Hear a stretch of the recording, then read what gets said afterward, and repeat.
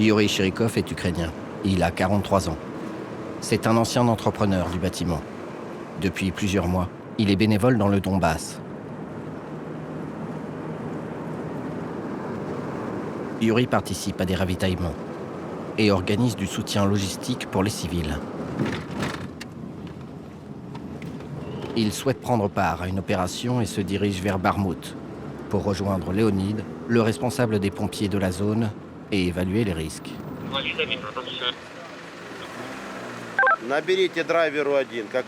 Il n'y aura pas d'évacuation de civils aujourd'hui. La route est trop dangereuse. Yuri décide de partir quand même. Не прощаемся тогда, братец, на телефоне, ты на WhatsApp, на все есть этих, да, ресурсы. Ну ты отмаячишь. Да, я тебе, может, сейчас по дороге ты будешь ехать и наберешь, телефончик слушай. Хватит одного, то, что ты мне сказал, я приеду на ДСНС и все. Там есть интернет. Да.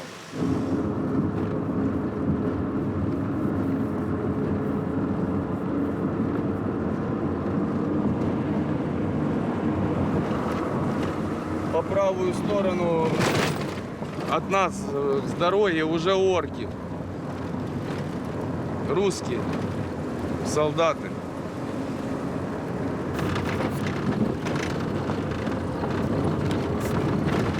Вот мы сейчас пробираемся сквозь плохую дорогу, чтобы добраться до Лисичанска. Дорога, которая раньше была Бахмут-Лисичанск, обстреливается сильно. Это вот осталась единственная дорога, по которой можно еще ехать, но она тоже обстреливается. Это горит нефтеперерабатывающий завод. И тоже слышно прилеты. Вот мы сейчас туда и едем. Да, дай Бог нам, чтобы помогал.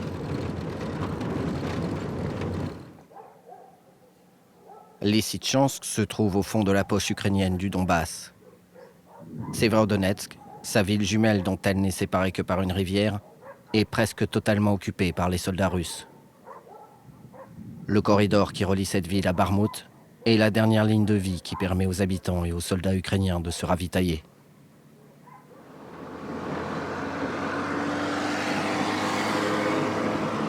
Survolée par les drones russes, elle est à portée de tir de l'artillerie.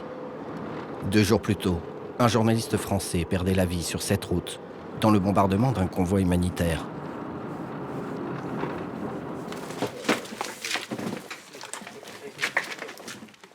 Installés dans une école du centre-ville, 7 bénévoles, dont Natalia la responsable, se relaient jour et nuit pour distribuer nourriture et médicaments aux 500 habitants qui n'ont pas voulu être évacués.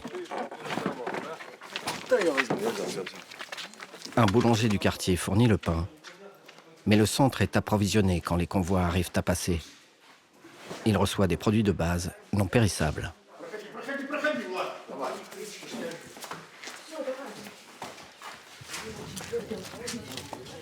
Pour recevoir cette aide humanitaire, les habitants doivent s'inscrire sur une liste.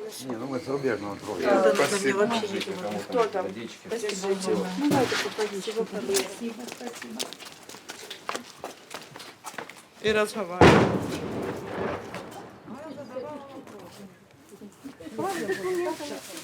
Сегодня в подвале мне так дергало, сердце было. Я спать хочу, я спать хочу.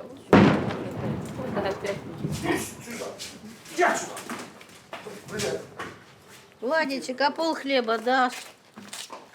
Да, конечно. А то мы втроем уже съели вчера целую. Дякую. Все, поехали. Спасибо.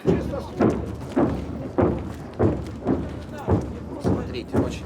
152. 1, 5, 2. 152. Мина. Так возьмите вы его паспорт, удостоверение, подойдите. Какая разница, сколько? Ты же понимаешь, каски для чего? Вот сейчас, не дай бог, начнут сюда обратно идти, это будет сыпаться, как дождь, у него сыпется, аж страшно.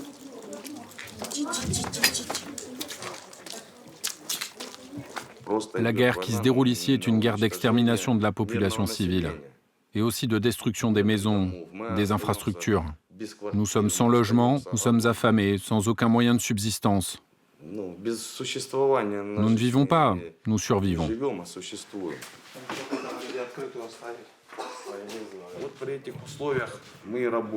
Ce sont dans ces conditions que nous travaillons, dans des conditions dangereuses et terribles. Nos bénévoles n'ont aucune protection, ni gilet pare-balles, ni casque. Quand les obus ou les roquettes tombent, on reçoit toute une pluie d'éclats. Ces éclats traversent tout le corps, arrachent la tête, sectionnent les membres. On enterre les gens dans les cours des immeubles et dans les potagers. Il arrive que les familles partent en laissant leurs proches âgés ici. Que Dieu fasse qu'ils puissent les retrouver dans l'au-delà. Parce que Yuri l'a bien dit, la situation est vraiment terrible. On ne la souhaite à personne. On travaille dans une zone de risque permanent. On risque notre vie pour aider d'autres vies. C'est impossible à décrire avec des mots.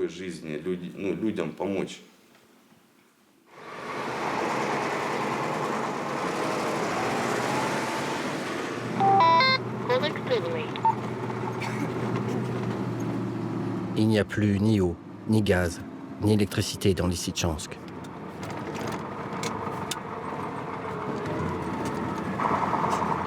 Si les bénévoles s'occupent de la distribution d'eau potable, ce sont les pompiers qui fournissent dans toute la ville l'eau nécessaire pour l'hygiène, la cuisine et l'entretien.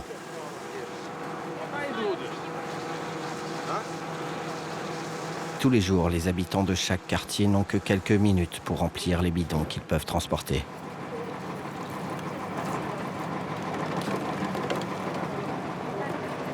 Nous faisons ce que nous pouvons. Nous distribuons l'aide humanitaire à la population ainsi que de l'eau. Nous faisons notre travail.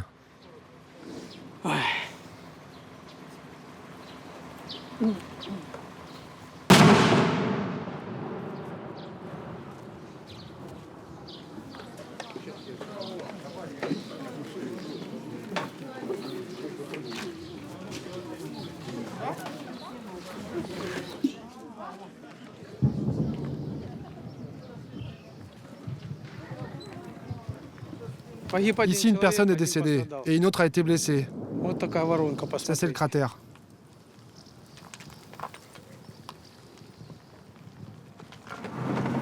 Au bout de la route, on aperçoit les fumées qui s'élèvent de Severodonetsk, la ville jumelle.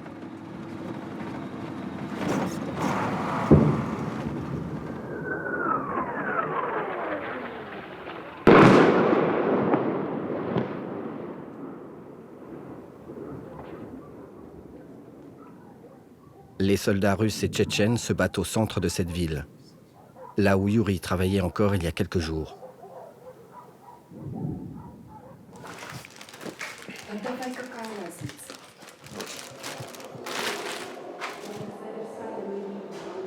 Dans l'école où sont installés les bénévoles, il ne reste qu'une poignée d'enfants sur les 600 élèves que comprenait l'établissement.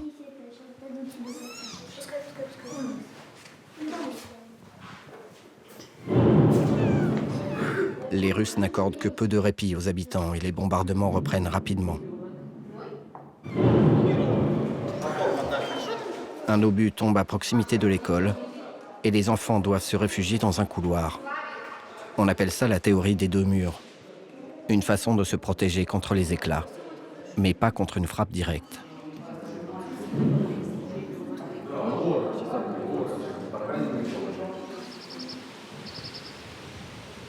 Le lendemain matin, au centre-ville, le convoi n'est pas passé. Aujourd'hui non plus. Il n'y aura pas d'évacuation.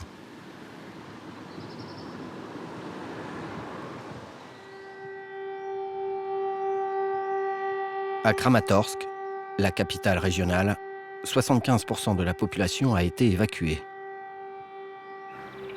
La ville a connu un bombardement meurtrier le 8 avril dernier, lorsque 2 missiles se sont abattus sur la gare, alors remplie de civils. L'attaque a fait 57 morts, dont 5 enfants et une centaine de blessés. Tatiana Moukovaya travaille dans le sous-sol d'une église. Son association distribue une centaine de rations par jour. Les personnes inscrites sur les listes se rendent dans ce sous-sol pour recevoir leur colis. Pour les personnes isolées, qui ne peuvent pas se déplacer, Tatiana fait appel à Alexei.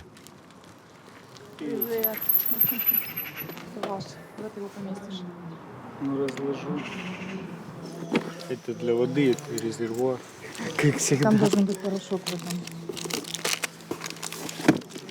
Спасибо вам большое.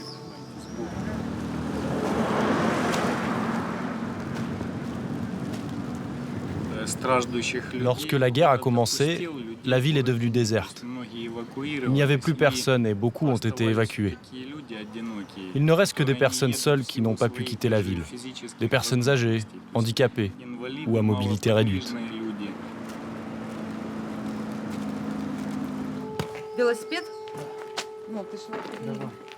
Alexei travaille avec sa femme Natacha. Pendant que lui distribue nourriture et médicaments, elle s'occupe de cuisiner pour les personnes invalides. Comme ici, pour cette femme unijambiste. Перепугались вчера, наверное. Вчера перепугались все, потому что воды нет, света нет, без предупреждения и все. А мы ж сразу вам начали звонить по этому ж поводу. С вами связи нет. Воду, если что, привезем в бутылках. Угу. Да, хорошо, давайте. Вера Михайловна, я вам все сделала, что вы просили.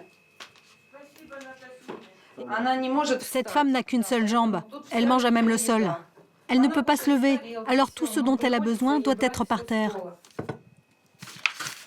Позови Веру Михайловну. Вера Михайловна за нами закрывать будет дверь. Она не будет тут сейчас кушать, она будет стесняться. Как у нас говорят, Ici, on a un proverbe. Celui qui est vieux est petit. Un vieil homme est comme un enfant. En fait, il est tout aussi fragile et il a besoin de soins. Et c'est d'autant plus important qu'une guerre est en cours et qu'ils sont seuls dans la ville. C'est psychologiquement très difficile.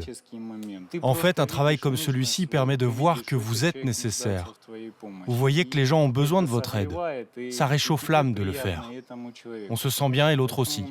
Donc c'est vraiment important.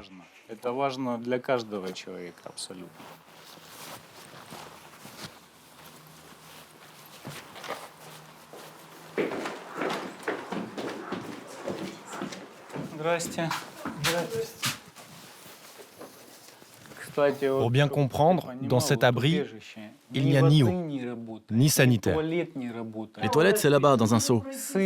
Et c'est terriblement humide. Ça, c'est nous. C'est nous qui avons mis le raccordement pour l'électricité.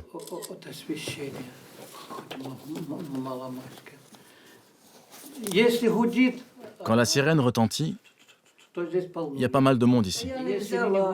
Sinon, il n'y a personne. Pour prouver que l'aide humanitaire est bien distribuée aux personnes qui en ont besoin, Alexei doit prendre en photo chaque livraison.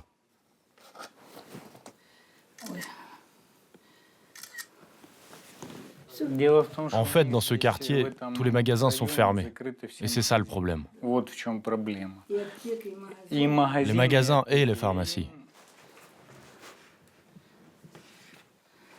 Я поднимаюсь.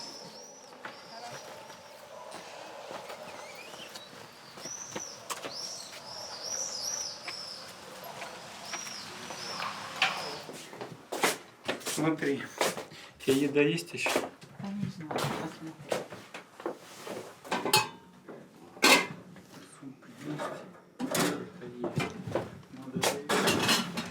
Ой, для меня это очень важно.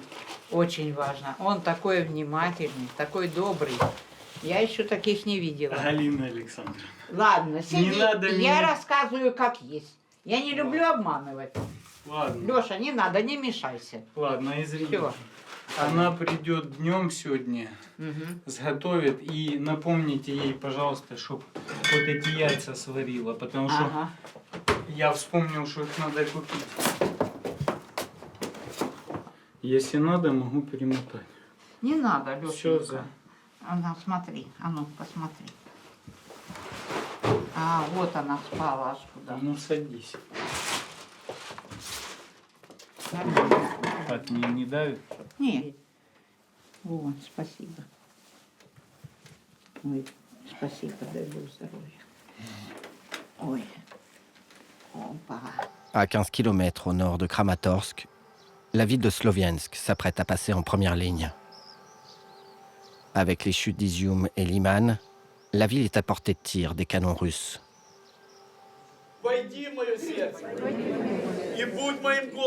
Dans cette église protestante, le pasteur Yuri Alexievitch a mis en place, depuis le début de la guerre du Donbass en 2014, une chaîne de solidarité qui permet aux civils de fuir les zones de combat. Je vais vous raconter une histoire qui m'est arrivée. J'étais à Avdivka en 2015, pendant sa libération. Ils bombardaient tous les jours. Et les gens venaient me voir et me disaient « Mon père, pourquoi cela m'arrive à moi ?» Je veux qu'on trouve les réponses à cette question. Il est très important pour chacun de nous de trouver cette réponse. Pourquoi? Parce que tout le monde est sous pression actuellement. Vous avez remarqué?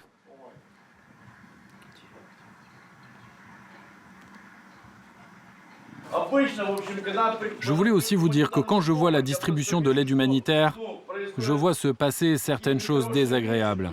Les gens sont mécontents, ils se bousculent. Il y a même des petits malins qui viennent prendre 2 ou 3 colis alors que d'autres n'en reçoivent qu'un.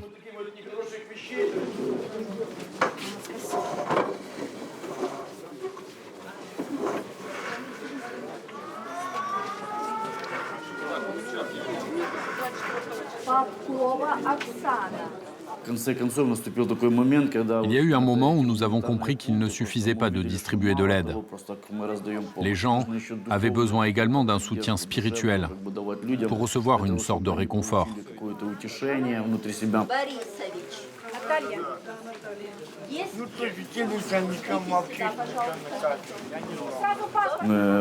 Il y avait beaucoup de destins brisés. Quand les bombes explosaient autour d'eux, quand elles détruisaient leurs maisons, ils ne savaient pas comment continuer à vivre. Soudain, il n'y avait plus rien. Dès le début de l'invasion, les missions d'évacuation se sont multipliées. Nous avons cherché des endroits où nous pouvions héberger tout ce monde et prendre soin d'eux. Les gens ont commencé à venir ici. Lorsque l'évacuation d'Izium a commencé, il y avait vraiment beaucoup de monde. Chaque fois, 600 personnes venaient.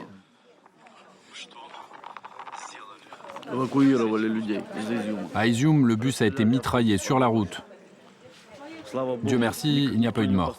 Seul le chauffeur a été blessé à la jambe. Mais tout le monde s'en est sorti. Sur un parking non loin, d'autres bus s'apprêtent à poursuivre les évacuations. Parmi ces véhicules, certains vont ravitailler les soldats. Cette femme en tenue militaire est une bénévole. Elle s'appelle Yulia Votchir. C'est une bibliothécaire à la retraite. Elle a 71 ans. Son association, elle l'a créée dès 2014, lors de la guerre du Donbass. Значить, дивіться, ми всі машини поставимо так, як оце стоїть ота чорна. Раз, два, три. І з одної в другу, і з одної в другу, і ми запакуємо. Саша, ви сьогодні працювати будете? На карточку по 200 гривень за фотографію, будь ласка. Трудодня не буде. Так, все? Так, все. Значить, ви поставте машину мені отак, отам. Ясне діло. Да, бігом. Вже ставиш? Бігом.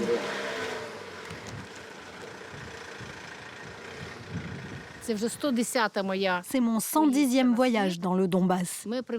Nous avons rapporté 3 véhicules pour les donner aux militaires.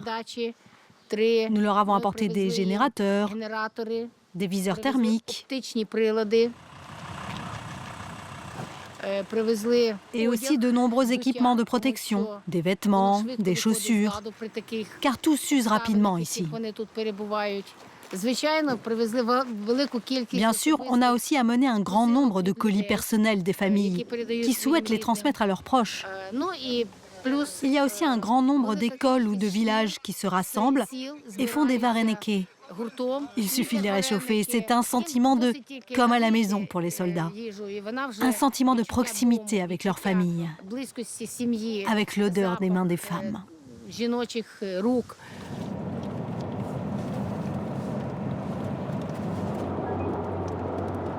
Elle se dirige vers les positions au nord de la ville pour ravitailler les soldats au plus près des lignes. Я вже під'їжджаю, я з моста з'їжджаю вже. Я тут коло машини. À son arrivée, elle doit s'entretenir avec le commandant du bataillon. La famille d'un de ces hommes est sans nouvelles de leur fils. Поранення він просто не зміг нести. Да, оце Там танки піджимали, і не просто він як один відійшов, то він лежав напружений. А, на жаль, Сметанського достати ніхто не зміг, бо вже була захоплена територія. Тобто він залишився на тій стороні, так? Але чи живий він, чи не живий, ніхто не знає. Якщо йому L'officier accepte d'emmener Yulia sur une position très exposée aux tirs russes. Сережа, у мене є лінолеум. Вам не треба лінолеум? Якби на перекрит, на бліндажі підете, якщо він не... Я вам сюди на цю чебуречну привезу. А ви коли будете? Так, ми заберемо.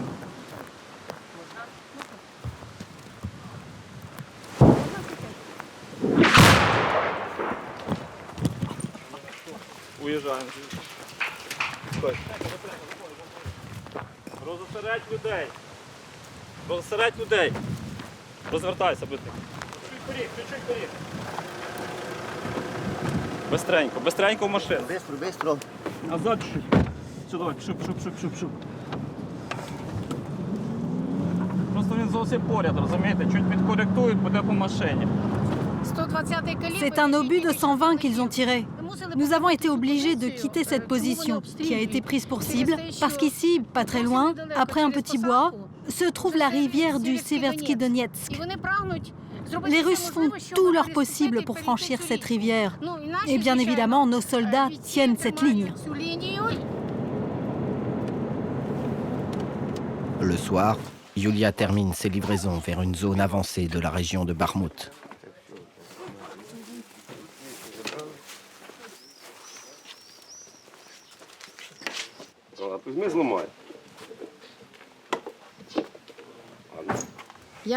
Pour moi, le bénévolat est plus qu'une simple occupation. C'est ma vie. J'ai une grande famille, beaucoup d'enfants et de petits-enfants. Et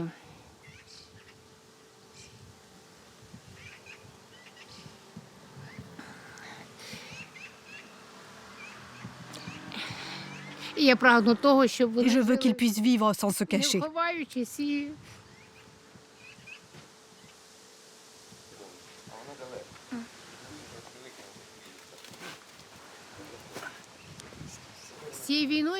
À cause de cette guerre, ma fille a emmené les plus petits en Autriche.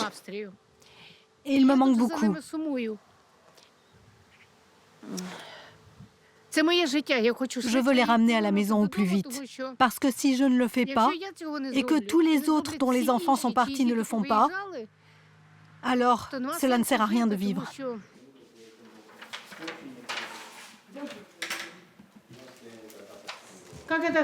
Comme disait le général Serpiline, on a fait ce qu'on pouvait. Vous connaissez cette histoire? Le général félicite les soldats et remet les décorations. Lorsque le général s'approche du dernier soldat, il voit qu'il n'a plus de médaille. Alors il décroche la sienne, la lui donne et dit « C'est tout ce que je peux faire. » Bon, moi, je ne peux pas vous donner de médaille, mais je fais ce que je peux aussi. Je ne sais pas quoi vous dire. Restez en vie.